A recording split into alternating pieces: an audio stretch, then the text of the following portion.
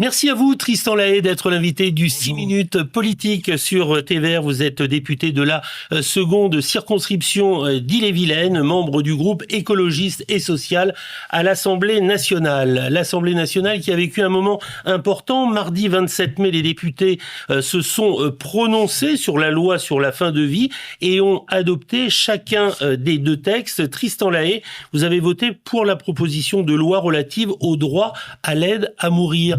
Pour quelle raison ?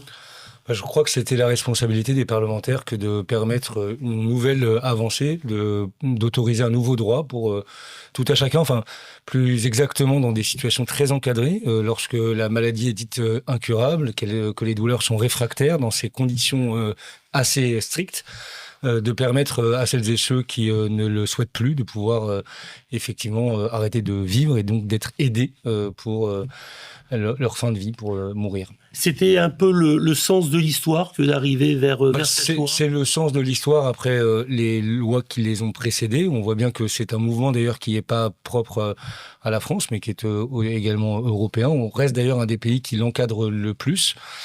Moi je suis plutôt effectivement heureux d'avoir pu contribuer à un travail qui est d'ailleurs, et à souligner, un travail transpartisan qui a associé toutes les formations politiques, tous les groupes politiques de l'Assemblée nationale, où chacun était libre de son vote, mais malgré tout, l'Assemblée a adopté à une large majorité ce nouveau droit. Alors, 6 des 8 députés du département de l'Ille-et-Vilaine ont voté pour. Seuls Thierry Benoît et Jean-Luc Bourgeot, eux, ont voté contre. J'avais une question sur l'atmosphère, parce qu'il n'y avait pas forcément, vous l'avez dit, de consignes de vote pour les grandes formation, chacun y allait un peu avec son âme et conscience.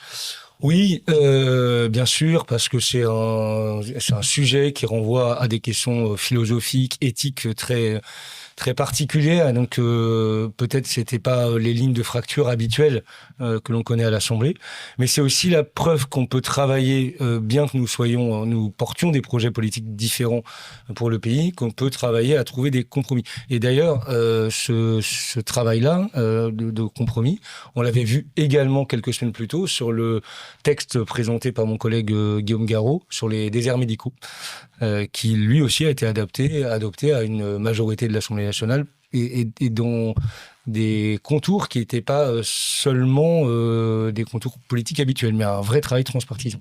Il y a eu un autre dossier qui touche à l'agriculture, c'est cette fameuse loi Duplon, qui est une loi agricole qui prévoyait de supprimer certaines normes environnementales.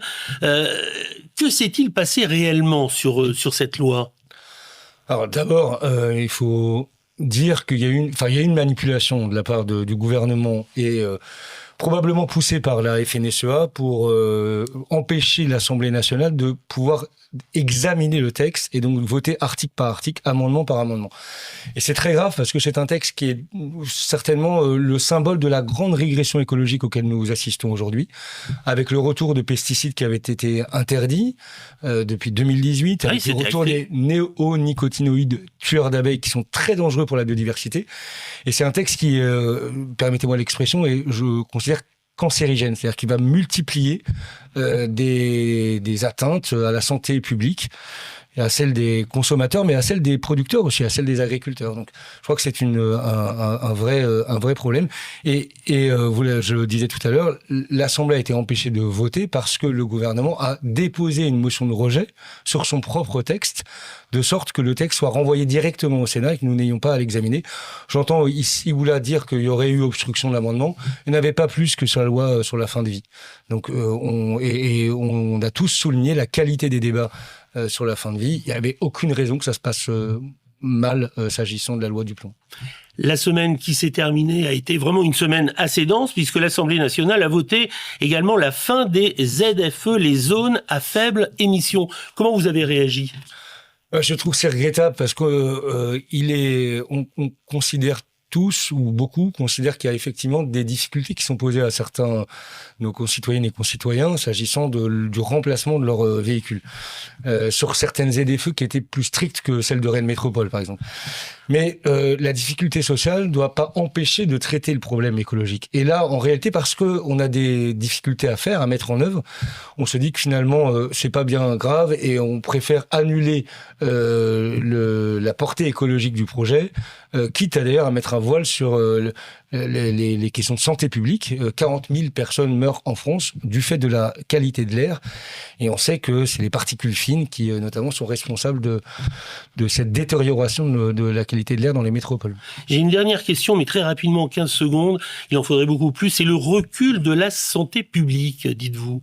Oui, absolument. Entre la loi du plomb, les pesticides cancérigènes, la ZFE, peu importe finalement la question de la qualité de l'air, tout ça, et de manière générale, les questions écologiques, elles sont intimement liées aux questions de santé. Si on ne traite pas la question environnementale, évidemment, ça portera atteinte à notre santé, à toutes et tous.